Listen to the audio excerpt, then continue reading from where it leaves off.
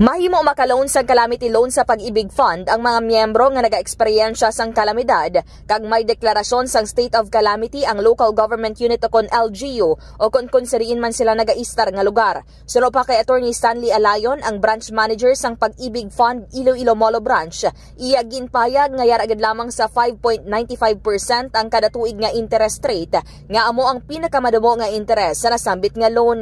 Dugang pa ang mga duha na katuig pasaka nga miyembro kag aktibo nga naga-contribute sa sulod sang 6 ka bulan ang mahimo mahulam ang 80% o kon 80% sang ila savings. Suno pa kay Alayon, sa bahin sang Panay, partikular na sa Iloilo, na-grant ang calamity loan sa mga nag-apply nga apektado sang El Nino phenomenon sa syudad kag probinsya sang Iloilo. Yari ang kabahin sang payag ni Attorney Alayon.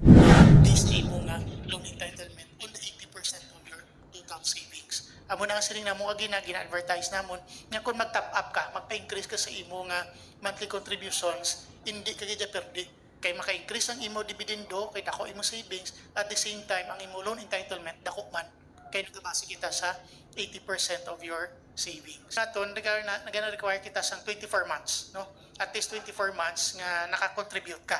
Okay? So after that, kung may first loan ka kag mag-renew ka naman, ang requirement natin is at least 8 months.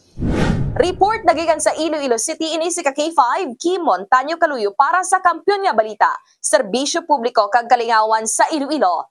K5 News FM. Ang ining nga balita ang ginadulong sa inyo sang DTX Coffee Mix. Himo sa natural nga sangka pareho sang amarkuso, chia seeds, sugared cane extract powder. DTX Coffee Mix. Nakakapi ka na, naka-detox ka pa. DTX Coffee Mix. Mabakal sa mga butika.